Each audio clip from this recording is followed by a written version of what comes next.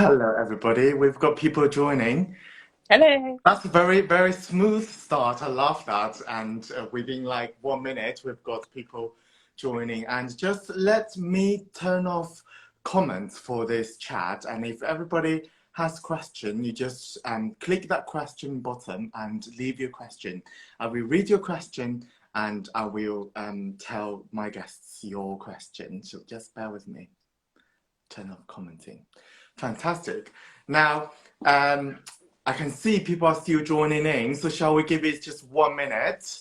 And in the meantime, what I'm going to do is I'm going to turn on my other phone, put the live chat on it as well, so that I can see what's happening. And then I realized I don't know how to do that.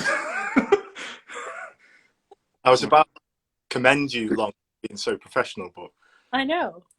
I'm glad I didn't. Right, okay, no voice. Right, okay. Now I can see. Right, let's start. Okay, welcome everybody. So this is, what's our series called? Sorry. Welcome to the SurreyDietetics Let's Insta live chat series. And today is actually the third episode of this series, and we are going to chat about applying for your first Band 5 dietitian jobs. And I've got two amazing guests with me today, so I am just going to give a very quick introduction to both of them. So we've got Gabby Ramlan today with us. So Gabby and I, we used to work in the same department, and that's how I know how amazing she is. And currently qualified in Australia, and Gabby has been a dietitian for 20 years, and she's currently the dietetic manager at Newing University Hospital, which is one of Bath Health NHS Trust, and clinically she specializes in diabetes and renal nutrition. But actually, I think Gabby has abundant experiences in every single specialty. That's just my impression. She literally knows everything, and if everybody knows me, the word modest has nothing to do with me. I keep praising myself all the time, saying how amazing I am. But for Gabby, she's at the next level of fabulous. So, so I'm really, really glad, she's here with us. And also her projects has won national award and international award. So I'm really, really glad, Gabby, you can join us today. Warm welcome. Thank you. And then on my right-hand side, I don't know which hand side is that your guys, is Luke Cunningham. So Luke is the professional lead for dietetics at the Royal Cornwall Hospital's NHS Trust. He is also the Workforce Transformation Associate at Health Education England as a secondment, if I'm right, Luke. And Luke is also the tutor for the BDA Clinical Update course, and he has also co-produced the BDA Critical Care Introductory course, which is going to be launched, is it next week, Luke? It's Tuesday.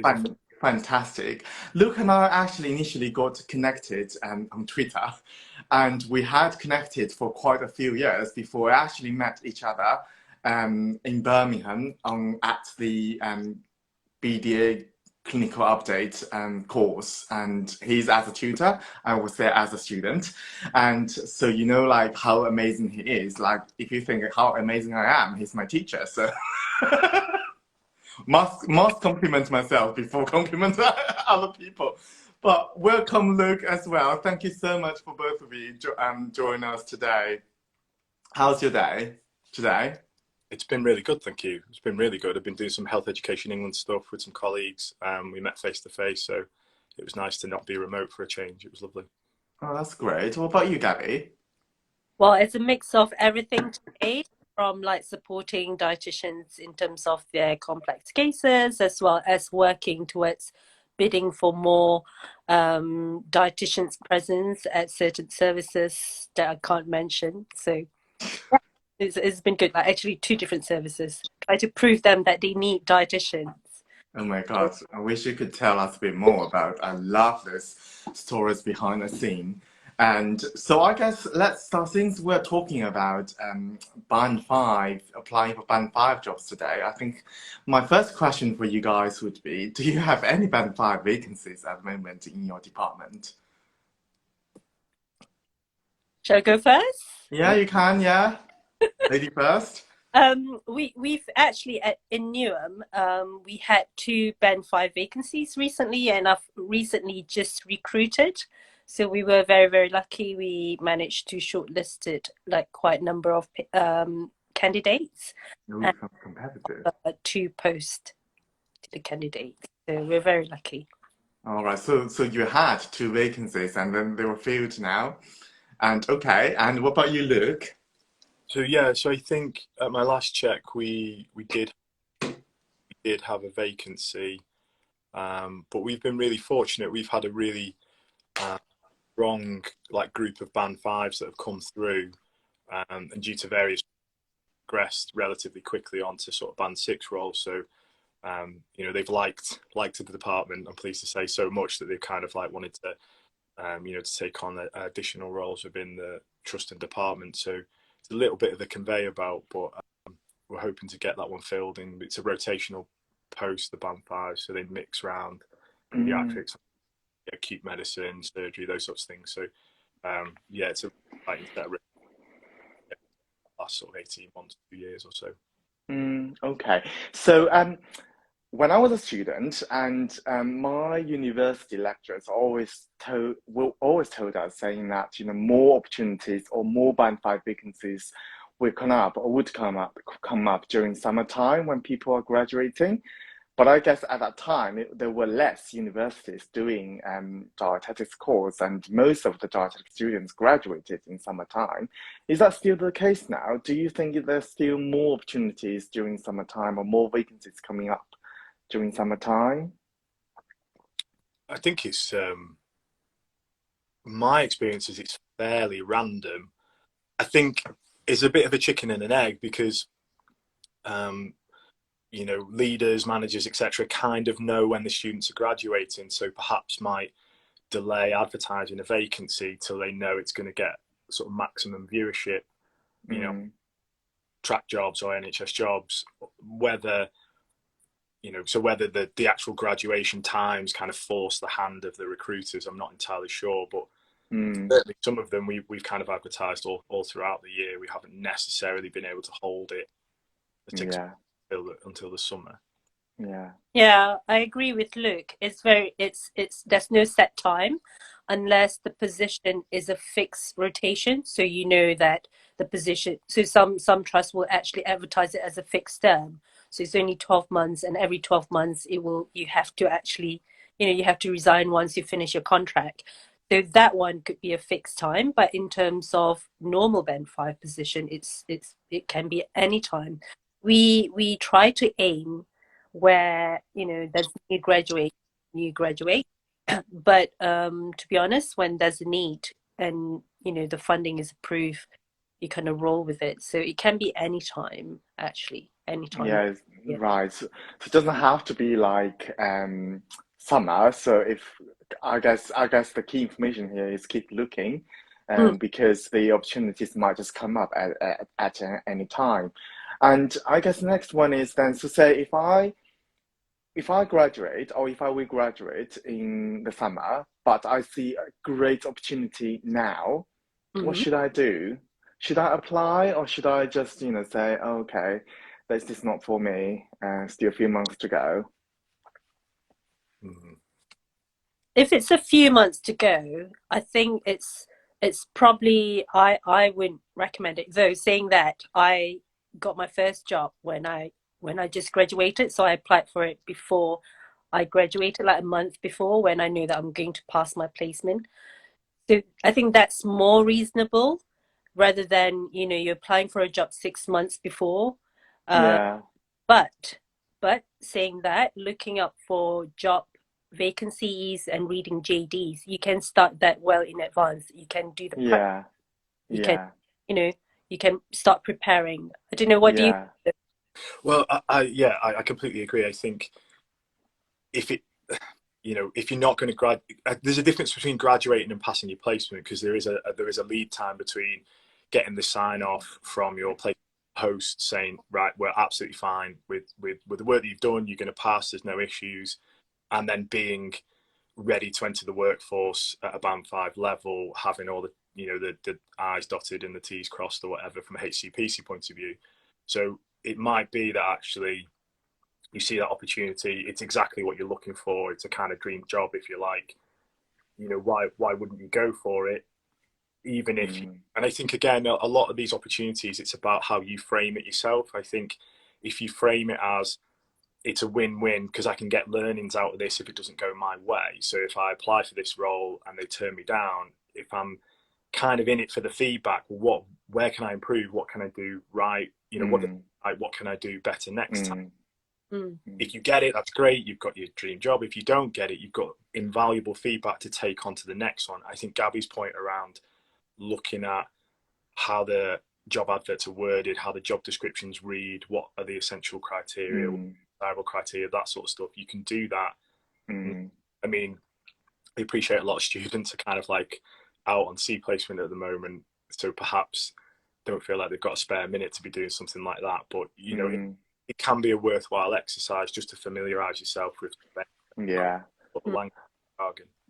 I guess it's also worth checking with the team. Maybe give them a ring, just ask them whether or not, you know, they would welcome your application, and because I definitely know, and some teams are in need of a dietitian like right now. So in that case, they probably wouldn't wait for you, and some teams they're quite happy to wait for you. So I guess it's always checking with the advertiser as well, I guess. And just back to, I think, Gabby, you mentioned about a fixed term, band 5, and I remembered when I was applying for band 5 jobs, we always aim for sort of permanent tenure rather than fixed term. So if it's fixed term, we were like, oh no, I don't want the fixed term and I want a permanent. And then in reality, nobody stayed at the band 5 in like permanent. And so does it really matter then? So I guess that's my question, like fixed term or permanent? I guess if it's for band 5 posts, what you want to know whether it's a band, you know, if it's a fixed term, how long is it for? Because some fixed term is only for 2 months, and as band 5, it's always down to what do you want to gain out of that. So if you feel that, yep, I'm someone who's very adaptable, I learn fast, 2 months fixed term is fine for me, then go for it. I would say you want to grab that opportunity and you want to gain experience as much as you could. But if you feel you're someone that needs a bit more support and needs some stability, then you might want to look for fixed term that is more than 6 months.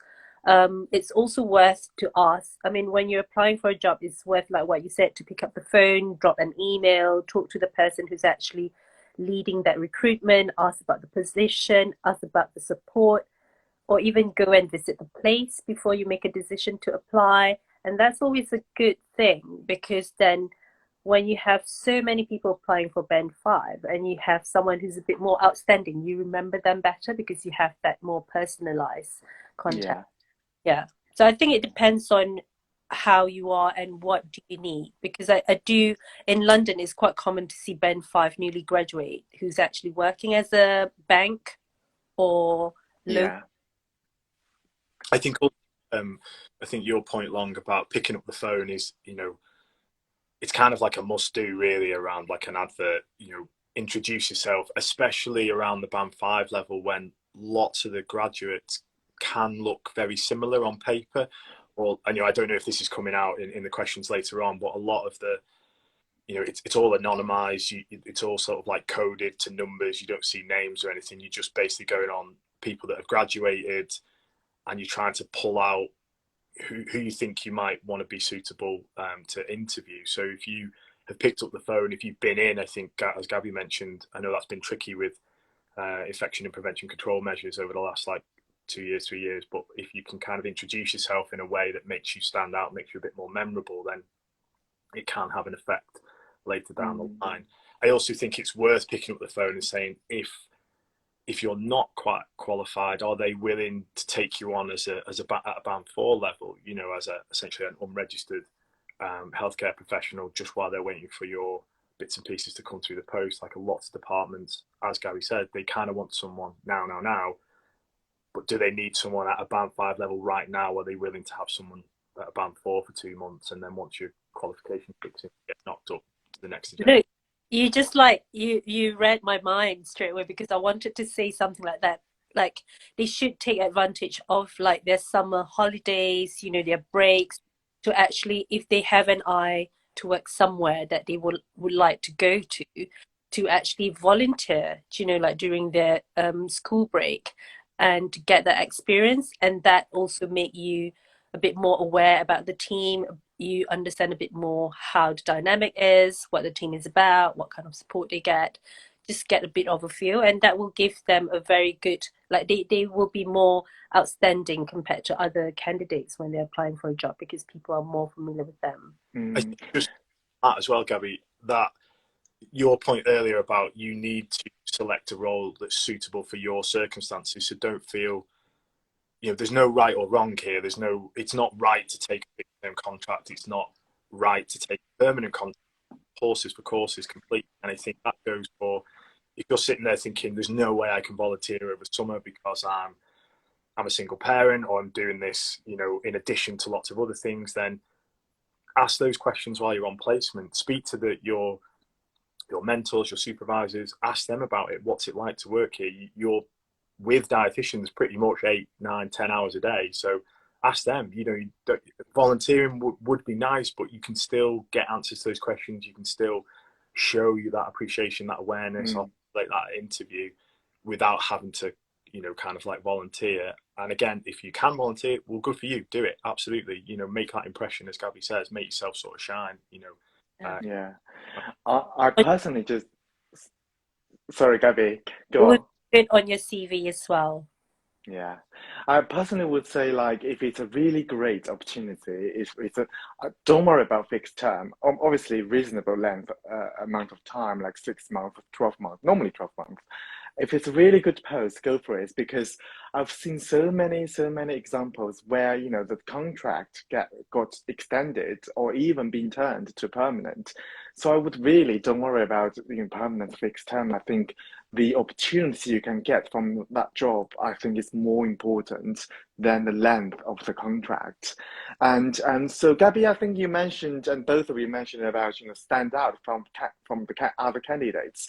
Is it very competitive at the moment? And do you get a lot of applicants? And to say for one job, how many applicants do you normally get? Well, it really depends on the season, I guess. What do you think, Luke?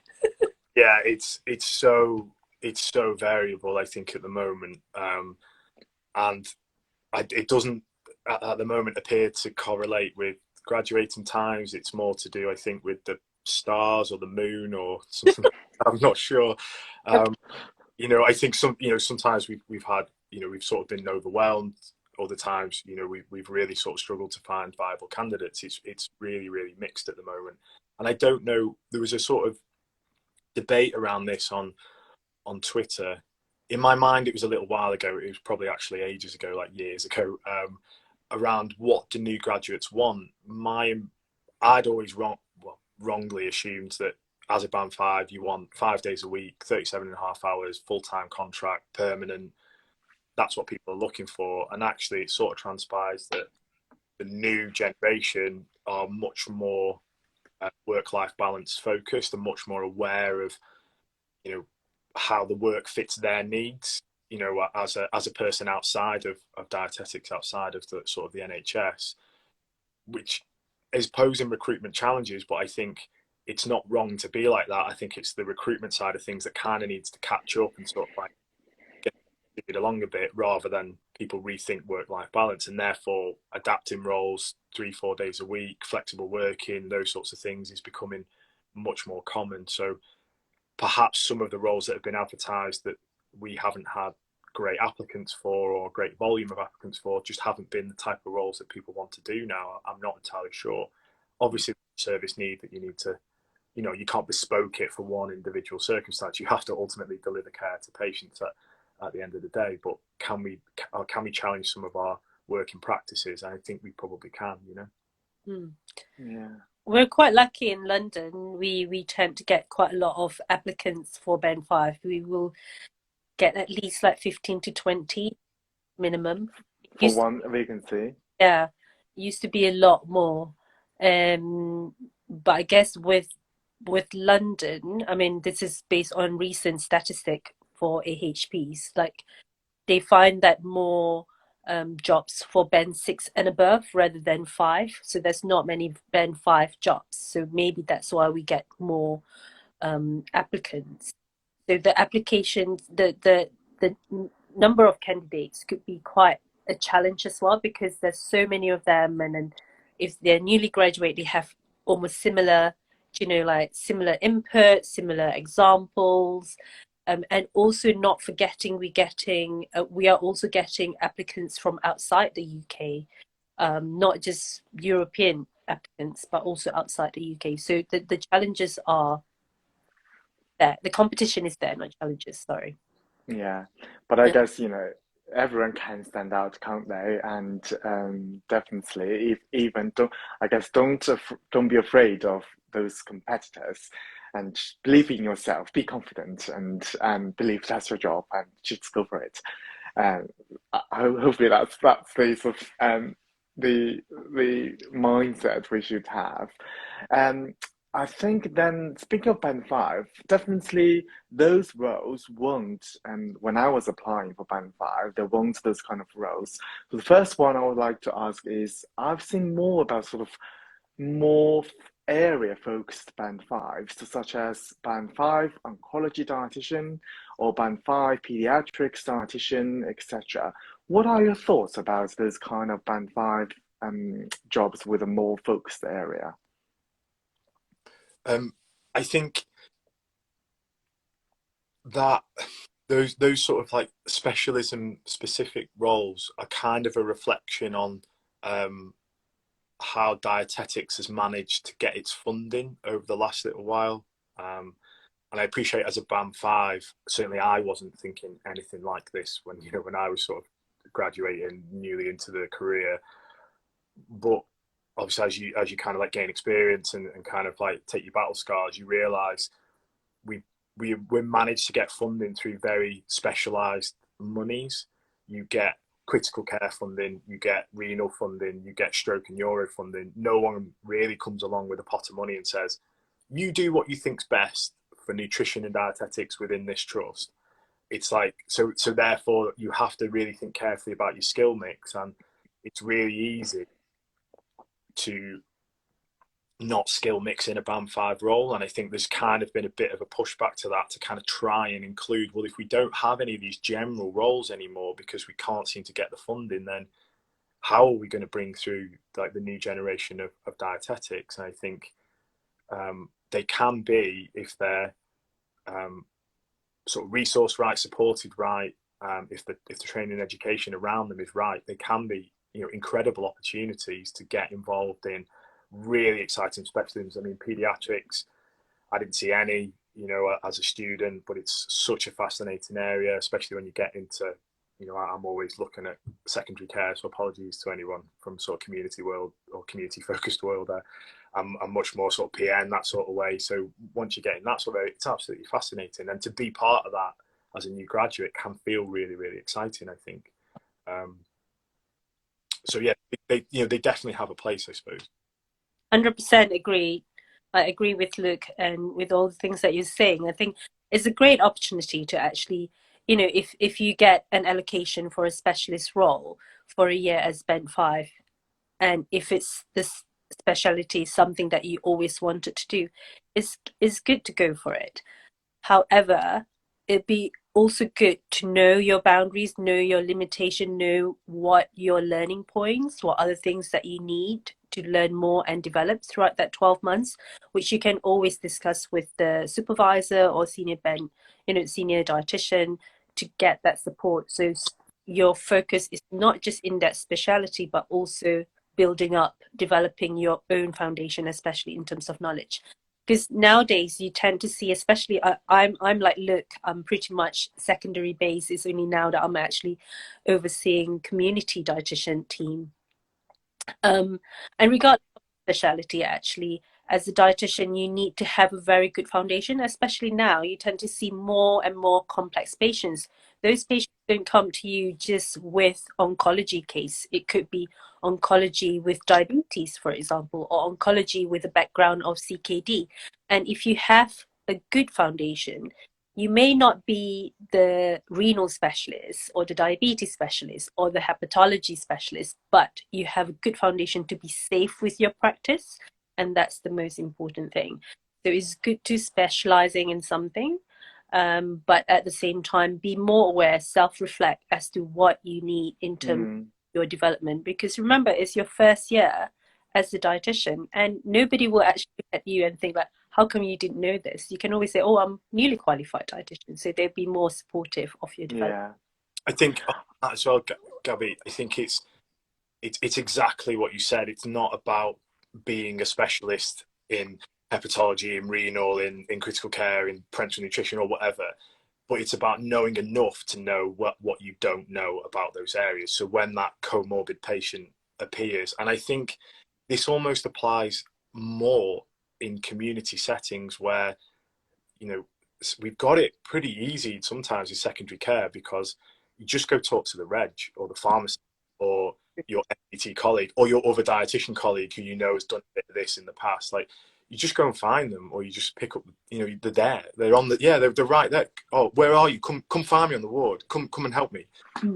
In community, it's not the same. That the lag times between decision making and responses and questions is so much more difficult. So if you've got that solid base, it means you can be much safer around that patient. And people are much more complex. They're much more complex in home than they ever have been. So it's really important to be aware of, you can get really good at one thing, but it's not just one trying to pull through, you know, with an our nutrition assessment. It's not about pediatric oncology. You've got to bring all the other elements in, you know, into the mix.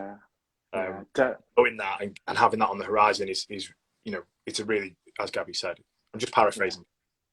Yeah, I think definitely reflecting on my own experience. First, I did hear from previously band 5 dietitian with more focuses saying one area. I did say she wished she didn't apply for that role. She wished she went into a more sort of rotational role that she could get more experiences. But I guess, as Gabby said, it's about how you discuss with the manager, I guess, of whether or not alongside that sort of more focused area, could you do something in another area to continue to develop your dietetic skills and knowledge. And I think personally, I have benefited from doing a wide range of things. Even as a band 6 dietitian, as band 7 dietitian, I was still asked to cover quite other areas as well. And I think that has benefited me in a way that I feel like I know everything. Not as in depth, but I feel like I do have a good knowledge, a wide range. And that has benefited my teaching as well, because I do know quite a lot of stuff by doing a wide range of stuff. So I think definitely, as you said, I think it has got its pros, but also has got its cons, and depends on how you negotiate with the team, the department. Yeah, but every post you will have an appraisal. If you don't have appraisal, you start with a probation period where you include that as part of your objectives, and that should be revised and reviewed every one-to-one that you have in terms of your clinical supervision. And that's for everyone. I mean, like, yes, I have, like, for example, myself, I've been practicing as a dietitian for 20 years now, or even over 20 years, but there's a lot more to learn. Nutrition is huge, and we're still very, very new to the field. And having peer support is really, really important, and never feel ashamed or embarrassed if you say, actually, I want to spend in next month, for my next month, I want to learn more about AKI, for example, because it's something that you're not familiar with. Then, you can talk about it with your supervisor or with your manager to actually have that, and then discuss about what support do you need. Yeah, definitely. And there's another kind of role that I saw now is it's actually offered to say advertised as band 6, but it says you can start as band 5 and we will train you. And you just need to complete a competency framework. And once you've achieved the competency, you can progress to a band 6 role. What do you think of those kind of roles? Are they good for new graduates? But for a new graduate, again, I think these types of roles, and linking back to the previous question, they're as good as the department hosting them and the support around them. Do you know what I mean? And I think they can be a really attractive recruitment strategy. They can be something to like draw people in if you've got an area that you're perhaps struggling in. But it's whether you're trying to bring someone on a bit too quickly, if that makes sense. And what has been their experience to date before applying to this role? Exactly as Gabby said, what does that like development process look like? You know what I mean? How is it? How are the competencies assessed? What other areas of dietetics are you sort of saying no to if you're just putting all your eggs in this one basket? I think, as you said, Long, around the sort of fixed term contract kind of question, you know, people's sort of like interests change. What they thought was going to be the job, not the job, and they're a bit like taken aback by it, and that can fluctuate from department to department. You know, renal in one trust is different, you know, from one trust to another. Community dietetics can look really, really differently. So, you know, I think it's asking those questions when you that phone, when you see the job advert and you think, I could be interested in that. Ask those questions. Do you know what I mean? And potentially, if they can't be answered, then you know that maybe tells you something about the role. You know. Definitely. And so obviously, like, I'm just thinking of my past experience of this. I think it sounds really attractive for a new graduate, as in like, it's sort of guaranteed you're going to be a band 6 within a short amount of time, and that does sound attractive of how fast you progress. But obviously, I think you need to really think about whether or not it is actually beneficial for you. I don't think the length of time to progress to band 6 is a measure of how successful, how good you are as a dietitian. I really don't think so.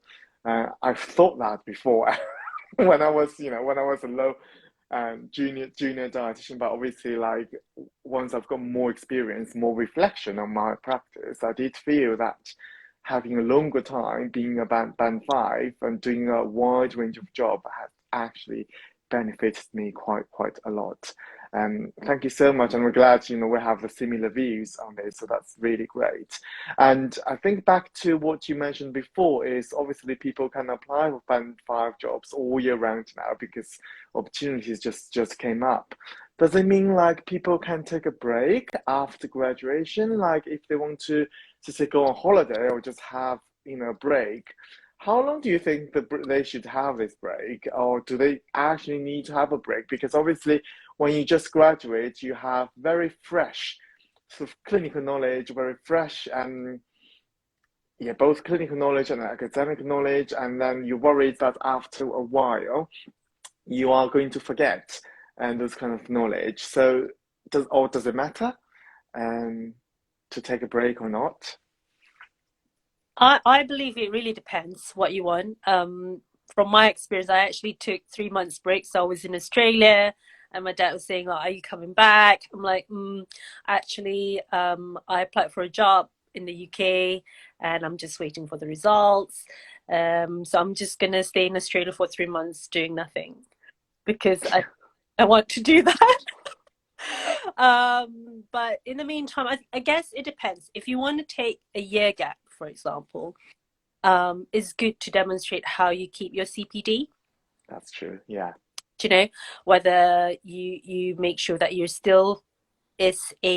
are still an active reader, for example, keeping up with your articles reading and updates, and make sure that you do a bit of reflection and summary so that you can reflect back. So that's something that you can show, because sometimes in an interview people will ask you, so you graduated in 2020, how come this is your first job?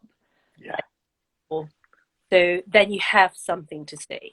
But I think again it depends what's your plan and how are you. Like I'm quite a forgetful person, so I need to make sure that I'm updating myself here and there. Instead of, silence for 12 months, not touching dietetics, I probably won't remember anything. So I think it depends how you Yeah. manage yourself. Do Yeah. you know? I completely agree. It's the framing of the break, and was it a once in a lifetime opportunity to take a trip? Was it, I took a year out, probably 5 6 years in, but again, was very much kept involved with some of the literature, and kept like reading and bits and bats.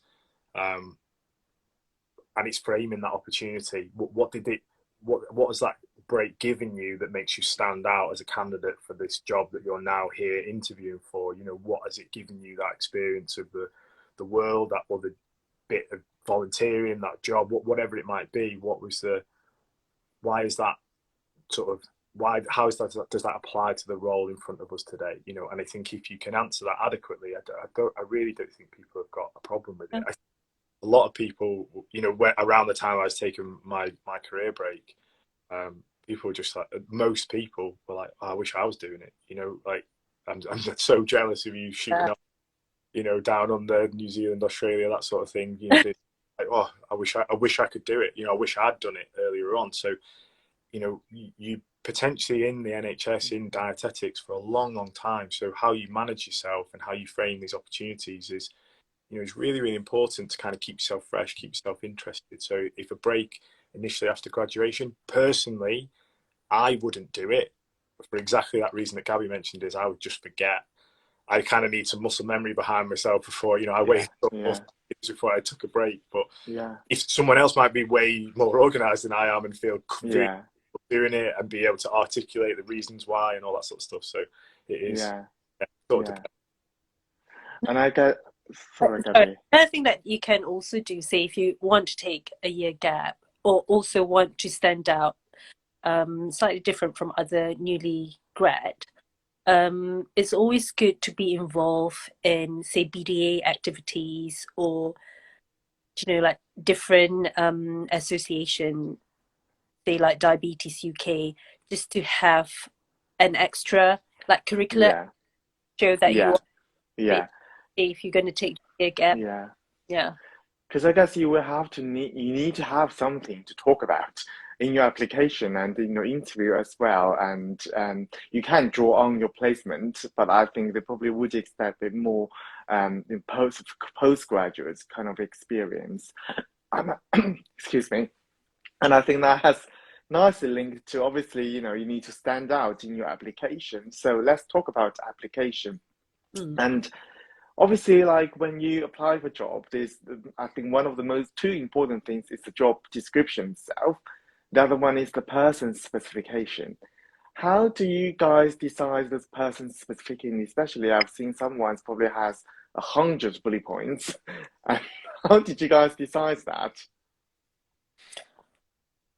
I think different trusts has different ways of dealing with things and depends on the HR. That's just based on my experience. It depends on the JD. So specification itself has two categories. So you've got essential, you've got desirable. The essential part is the one that you probably want to, make sure that you meet mostly. If you miss one or two, it depends. But in terms of qualification, that's really, really important normally, and that's essential. And then, and it'll be decided as to what will be the bare minimum requirement for this post. Yeah. So I think, like there's the job descriptions are kind of largely mandated by HR. So in order for it to be a band 5, band 6, band 7, whatever, it needs to hit certain marks, and those job descriptions at that level all have very similar phrases and language that marks them out, so you can job match them right across. So the job description can sometimes sound a little bit generic, which again is another reason to call the contact job advert and ask some questions. Get get some specifics about it. The person spec, Mm. Gabby said, is a little bit more tailored to what you want that person to be doing. What skills and attributes do you need that person to? Mm. And again, it's looking through as to what have you done. And I would also suggest, again, people, you know, I came to dietetics as a second degree. I did a postgrad diploma.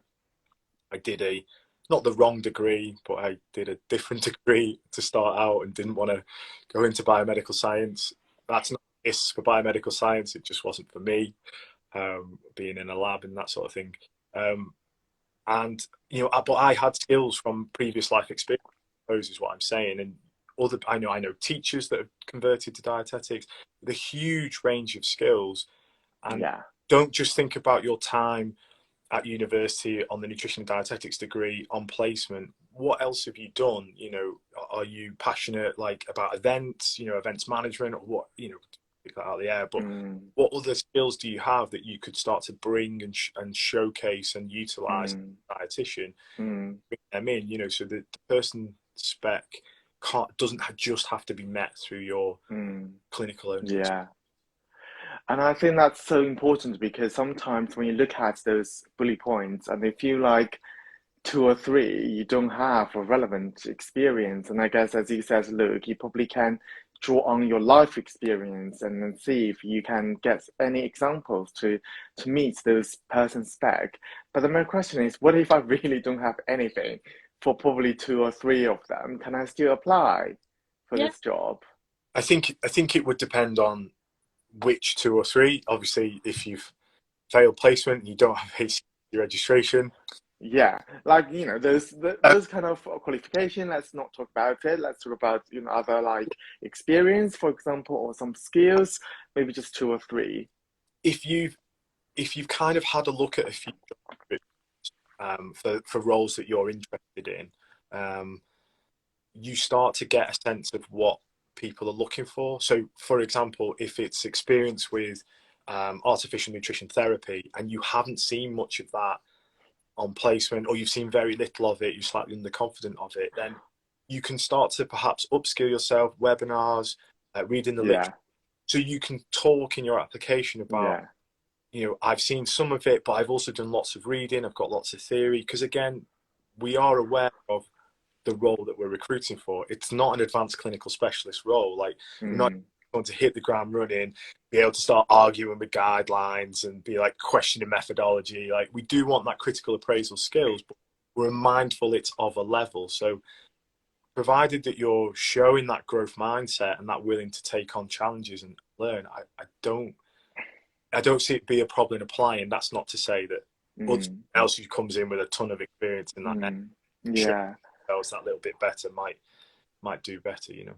That's actually a very, very good point and a very good advice, Luke, because it is the Band 5 post that we're looking at. So we don't expect you to be like 100% ready and all perfect, can be an ACP dietitian straight away.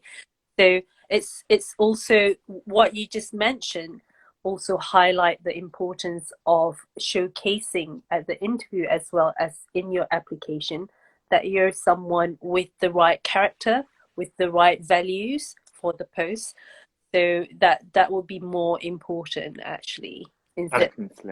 Something that we're moving to a little bit, we've had discussions amongst, you know, my team, is more around like values-based interviewing is coming through more and more, because you can ultimately teach people the clinical stuff. You can teach people, you know, about metabolic response to you know, disease, trauma, sepsis, those sorts of things. Some of it's just rote learning. What you can't teach people is a growth mindset. You can't easily teach them values. You know, you can signpost them through a great, you know, through a strong departmental culture, but it's very hard, you know, it's hard to sit them and put them through a respect webinar. Kind of something you kind of, you wear every day or you don't. And they're the sorts of people that you want. You want good quality characters in your team. And if you look across any really high performance environment, that's how they select. Do you know what I mean? If you're a bit rusty here and there, but you're a quality person, quality character, that's what people are more willing to work with, because that's ultimately what worth do, you know? And I guess like if you have obviously like at the interview stage, then you can probably have a more sense of this person. But obviously at the application stage, you're writing your application and you want to stand out. So how do people stand out? How do you score their application? Well, so I think there's two questions in there. The scoring of the application is when you're writing the person's specification, you come up with kind of like shortlisting criteria. So people above a certain score who meet all the essential criteria, there's a lot of different ways to chop it up, we'll put forward for interview. And obviously if you're getting 20, 25, 30 applications per role, that tends to be quite brutal in terms of the scoring of it, you know. And again, I've seen a whole spectrum, as I'm sure Gabby has, of applications, you know, and the strong ones are really well laid out. It's really clear. This is how you've asked a person spec that looks like this. This is how I meet that. I've got this experience. I've got these communication skills. I've got this education, teaching groups, all that sort of stuff. It's really clearly laid out, even with headings, if you're concise enough underneath them. So you don't have to think about it. You're just like, oh, experience of teaching large groups. I have experience of teaching large groups. Perfect. Tick. It's automatic points. You know, if you mix it all up, it makes it much more difficult, and it's much more likely that the message is missed, or the experience can be missed. In terms of how to stand out, I think we've talked about some of that already, about phoning the department. Be curious about trust in the department. What's going on? Are you going to work with an internationally award-winning dietitian like Gabby? Find out what award they won. You know, go. Gabby's on Twitter. Go on LinkedIn. Yeah. On LinkedIn. I guess it's how you sort of factor that into your supporting statements. I really like it when I visited something, or I really admired Gabby Ramlan on her project, and so I was like, yeah, It higher does. marks. You want to work with people who want to work with you. Do you know what I mean? Yeah. So you want people with energy, you know. So why do you want to come work at one of the many hospitals in Barts? Well, because Gabby works there, and she's, from what I can see, she's amazing. I want some of that. Yeah. Be inspired. I want to be that sort of quality. So, you know, that sort of personal touch just elevates that personal statement, as you said, from slightly anonymous to, oh, this person really loves, you know, whatever. Yeah. Are you parts, Luke? I'd be pitching you, Gabby. No. I think I agree with everything that you're saying. I mean, like it's really important to have that layout in the, you know, especially in the supporting information. And I've seen like so many different applications, and obviously people have different, like it really depends on the manager as well, like which one they prefer. What I think would be a good layout is like what you said, Luke. It's like clear headings, points as to what. Because if you're reading paragraph after paragraph, words after words, it's like after reading 5, you kind of think like, oh, I'm going to skim through this, kind of like, oh, meet the points. But if you actually have a good layout, it's actually clearer, and have an introduction paragraph, you know, like about 150 words at the first instance, the first part, explaining why you would like to apply for that job, and follow up with more like a point system with heading. Yeah. I normally do it in a Word form to start with, and I'll copy it to. Yeah. I guess you can also ask your parents or friends to read it, whether or not it's easy for them to read. If they find it really challenging or difficult to read your application, it's the same as the shortlister, and don't make their life, you know, too difficult. And I think the easier you write your application, easy to read, it's more likely you'll get higher mark. And that's my shortlisting experience drawing on my. So say now this person has been successfully got shortlisted, and then go to the interview. How do you guys devise your interview questions? And I guess it's because, you know, when I was applying for jobs, I searched for standard Band 5 dietitian questions, and obviously there are many out there, and there are many sort of sample or example answers. and of how you should answer that question. But I also had interviews where the questions were so tailored and to that interview and very clinical scenario based. And so how do you decide, how do you go for those questions? It really depends on who do you want to hire. So if it's like an entry level band 5, then there will be questions on clinical. There'll be clinical question. There'll be question about team working. It really depends on who you want to have, what's the post needed. Most of the question will be pretty much related to the JD. But as I said, if it's an entry level band 5, you will have to expect there is a clinical questions, at least 2, never less than that. I don't know. What do you think, Luke? I think there's lots and lots of sample questions out there, and I think there's themes that run through all of those questions around: can you work as a team? Yeah. Are you safe?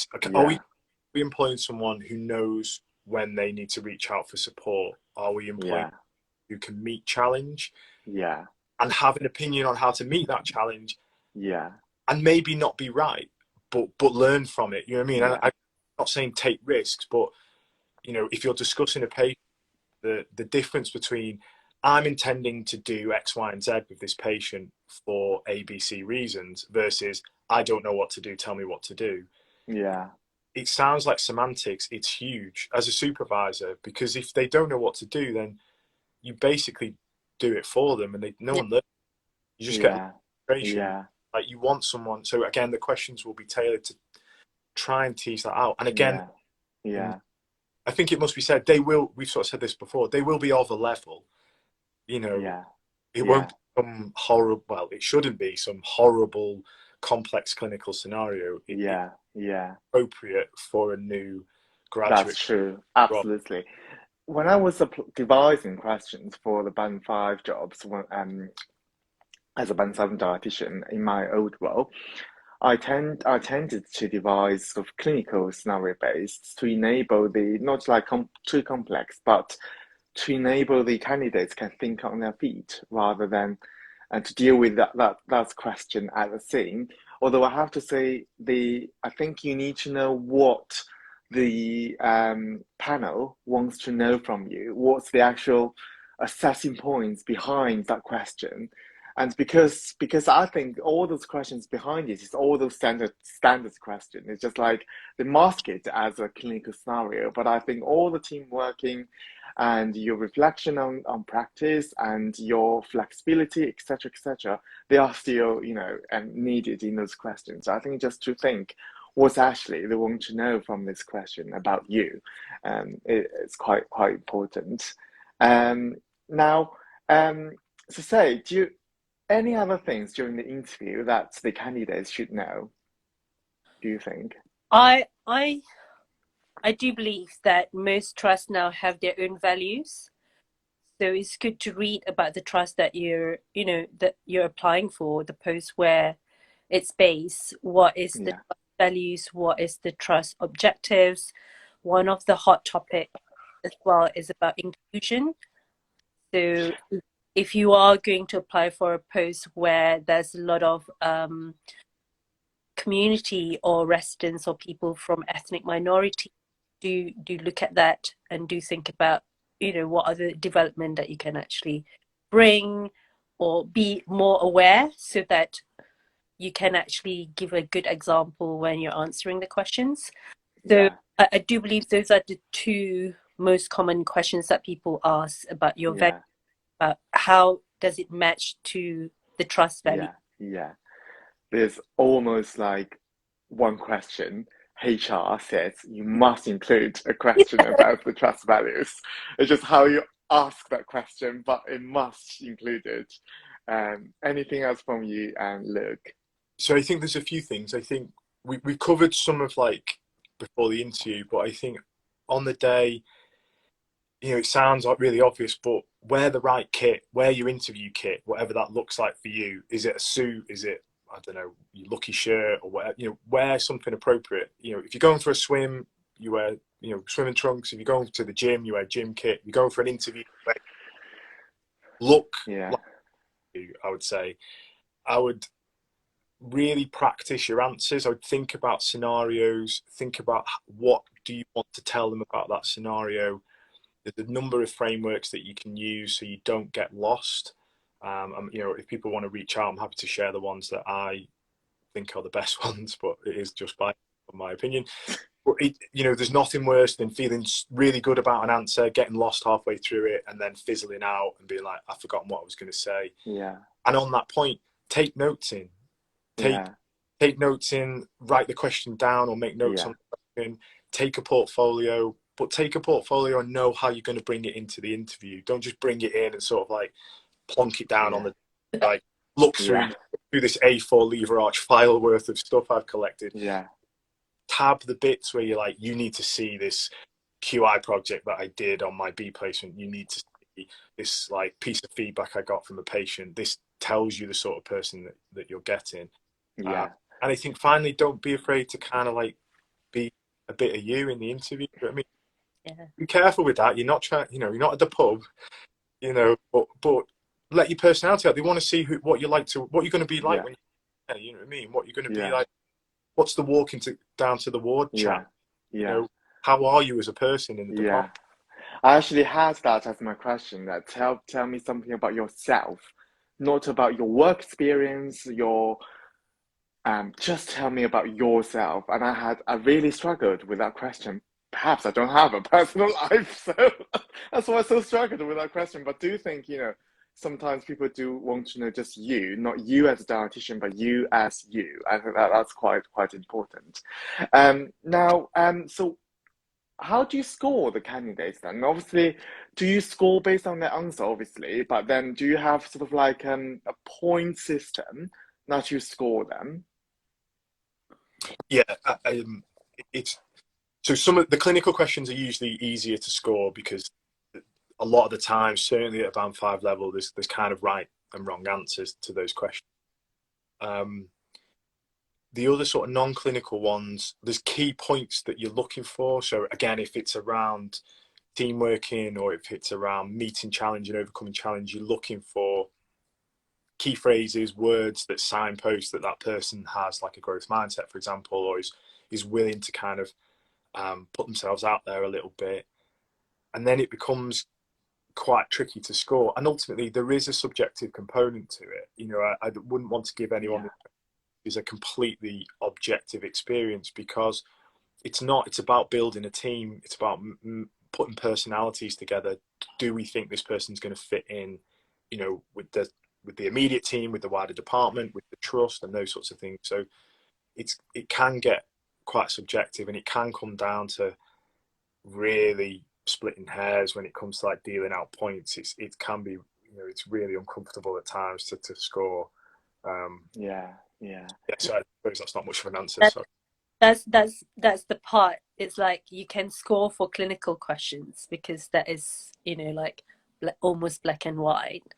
But like what Luke is saying, and there are a couple of questions that more related to your values, to your what the team can we see as a recruiting manager, can we see this person being part of the team? Will it actually fit into dynamic of the team? So those are things to consider as well, because that's why you can't just interview your candidate just with one person. You need to have like few people in to actually interview. But I guess going for an interview is like going on a date. So you have to make it a bit more special. You need to make an impression.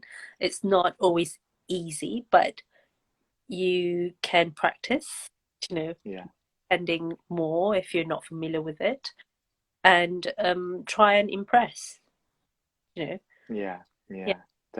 Definitely. So we're actually heading towards the end of this chat. To be honest, I think we can chat for another hour, but we can't. And I think if you have any question, anybody, please type your question in now, and we'll try to answer them. but I guess the chat was so good. I think many of them probably have been answered.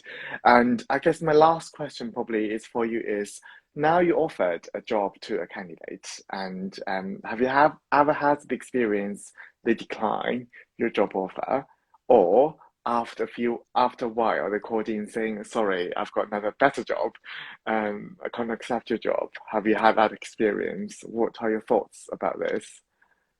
Yeah, absolutely, yeah, absolutely. We've had a couple of people who were, we were really keen to recruit, really thought highly of them, thought they would go fit in well, bring a nice energy to the team, and they ultimately, went a different way. And I think that's the really important other side of this, for anyone kind of listening or watching, is you're kind of interviewing these people as well. This is where you're going to cut your teeth, you're going to earn your stripes as a newly qualified dietitian. Do they feel like nice people to work with? Do you want support of these people that are interviewing you? Do you know what I mean? Do you want to be in a department that Yeah, yeah, you yeah, did advising? So, yeah, on occasion that those people have said no, they don't know what yeah. it's about I, me. I I Yeah. guess when you are interviewing people, the candidate is interviewing you as well, and so I think it's mutual, definitely. And Yeah. anything else, Gabby, you want to add to that question? Definitely have experienced that, and I can understand, like, it's the interview session is like what you said, Long, it's both sides. It's for you to be interviewed and also a chance for you to interview the panel, The panel, yeah, when a very good question comes in very handy, and it's also yeah, opportunity for you to wow the panel with a good question, but at the same time be sincere with your question, because it is something that you probably want to know. So say, for example, if it's a progressive band 5 post, then you can say, well, I understand that this is a very specialist area and this is my first job, so I want to understand a bit more in terms of the support. Is there funding for training? Those kind of questions. But coming to your questions in terms of, have I experienced anyone declining my offer? Yes, I have, many times.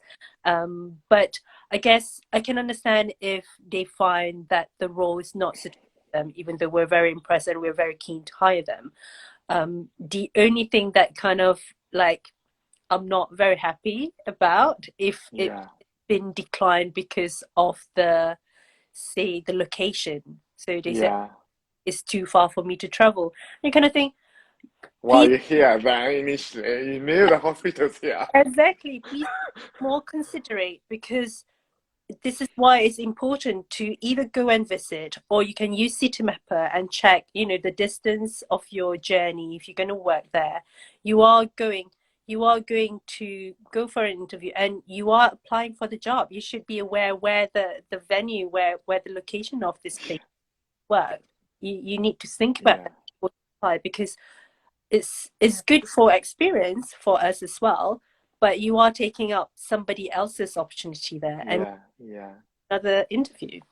I think also definitely. you mentioned, Gabby, it's we haven't really touched on it so far, but the interview can be a way to find out what the panel, what the department thinks about the other pillars of practice. Obviously, when you're a band 5, you're kind of consumed by the clinical pillar, but you know, does this panel, does this department sign up to leadership from any level? Do they want to hear your views? Do they want to hear, do they want your fresh perspectives on how they do things? Do they support research and quality improvement and Mm, audit in a meaningful way? Have they got audit programs? Have they got things that you can contribute? Education, what does that look like? How are they rounding out those other elements of being a dietitian? Because as we know, you can practice on the wards or in a community setting and do that clinical job, but there's so many other areas you can go into. Do you know what I mean? yeah, When you take some of those skills and you can start to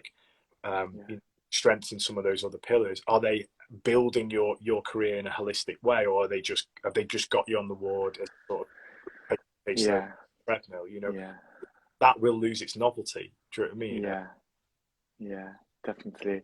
And thank you so much. And as I said, I can ask you another 100 questions, but I can't. We're running over time already.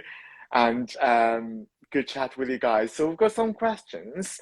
So quickly go through these questions, if that's okay with you guys. The first one is, what are the answer frameworks you'd recommend? Now, I'm not too sure about this question actually, as in like how, is there any templates? Is that what the question is about, I guess? Oh, so every single interview at any level, they're going to ask you why you want the job in one way Yeah, or why do you want this job and why should we give it to you in their yeah, question, because yeah, it's the platform to launch all your yeah, questions on. And I think using I personally think the 4 pillars is really good at framing your experience. So yes, I can do the clinical bit, but I've also got other experience which I think will help contribute to the department. I'm keen to improve on a number of fronts, not just on the clinical pillar. In terms of examples, so if someone was to ask about conflict resolution or someone was to ask about team working, the model that I like to use and have used in interviews is something called the STAR model. You can search it out on Google. What I've done and what I suggest when I'm doing sort of coaching sessions, within our department, is that there's an additional 2 R's put on the bottom of that. So STAR is situation, actions, and result. So you can use the words in your answer, or you can just structure it and kind of yeah, practice. yeah, But the second would be your reflections on that experience, and then the relevance of that example to the question yeah, that within yeah, resolution, yeah, given the yeah, situation, the tasks, the actions you did, the result in that situation, your reflections on that.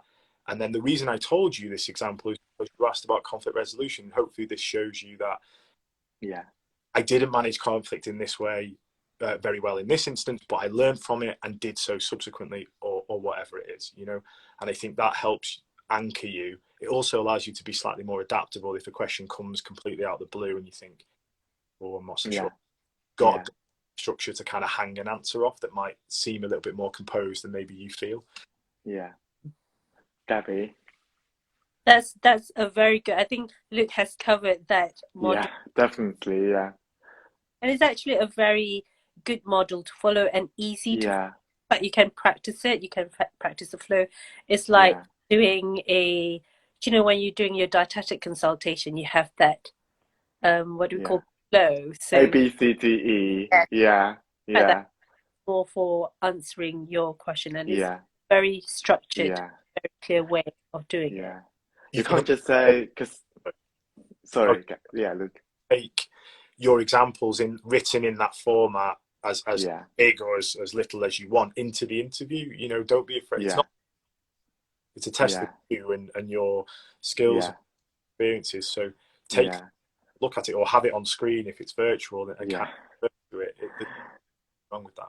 Yeah, you can't just say I'm fabulous, and you have to provide examples of that and the outcome of your fabulous. So, so yeah, so you need to definitely show the results. I agree. Another one is not so much about band five, but after. Would lots of band five bank work count against a candidate applying in future? I don't know if the question is about, would bank experience count as good experience and can be, can be used in application and stand out in interviews. Yeah, yeah. Why not? It's actually a very good way to demonstrate whilst waiting for a permanent job, you're actually taking opportunity to gain experience and you put yourself out there to not just do nothing, but also to still learn dietetics and apply your knowledge and experience, whether it's a bank position or locum agency or permanent job. I think it's more of a question if from the time you graduate to the time you start your first job, people normally question what do you do in between. So say for example, like Luke, he travels and things like that. So there's something. So if you think that you want to do a bank job to start with, I think there's no right or wrong to it. Yeah, I agree. And I think bank normally gives you a lot of different experiences as well. And I think that's definitely something you can talk about in your application. Any final advice from you two before we close this chat? I think with an interview, as much as it's nerve-wracking, you should try and enjoy it, but practice, practice, practice, and do lots of preparation before the date. It's like what I said, treat it like your first date.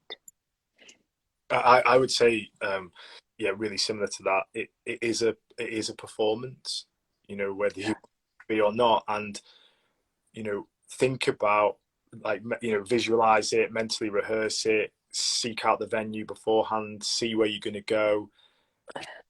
Really nervous, practice techniques to kind of like manage that, and kind of get into a frame of mind, if you can, where you're excited to go and, you know, meet some new people, answer some questions, kind of find out about where you might be starting your career in dietetics. You know, whatever you need to do to kind of get into that, you know, that zone, if you like, whether it's music, breathing exercises, you know, like positive self-talk, do you know what I mean, a few press ups, whatever it is, you know, get it done, you know, because it want to see the best of you, do you know what I mean? Yeah. And if it doesn't, again, you know, have a 24-hour kind of like, you know, stay in the whinge pit, and then get out and figure out what you could have done better. You know, did you prepare enough? I normally do like reflection after interviews. So straight after the interview, I'll write down all the questions and how I answered the question. And then if you don't get the job, don't be too disheartened. Like what Luke said, like give yourself 24 hours to cry over it. But you should take it as a good learning experience, because then also make sure that you get feedback about the interview. Why didn't you get it? What are things that you need to improve? I think the most valuable lesson. Yeah. And it's important to note some of the opportunities I've had, you know, during my career and have been because I didn't get the job initially. You know, Same here. Yeah, we've got another job that we want you to do, and you're like, oh, okay, that sounds really good, I'll do that. You just don't know. But if you kind of don't put yourself out there, you know, then I always, because I didn't, you know, I interviewed quite a few times to get to my first job. I always just think, you've just missed a great candidate. And because I'm like amazing, obviously, but you missed a great candidate, and I'm glad for the next one who hire me. And so I think just stay positive. I guess you are great, and just stay confident. It's not just reflect on your answers, I guess, how you can improve, but believe in yourself. You are good. So that almost come to an end of our chat now. How can people find you guys on social media, Gabby and Luke? So big shout out to Long for loaning me an Instagram. I am on, you know, I'm a busy dad at three, but I'm only on Twitter. That's where I do my socials. So yeah, follow me, reach out. You know, I'm happy to chat and support if I can. What's your Twitter handle? That is a good question. It is, I think it's at LCunnin7, LCUNNIN7. I'll find it. And what about you, Gabby? I'm quite easy, so you can reach me via Twitter or LinkedIn, drop it a message or DM.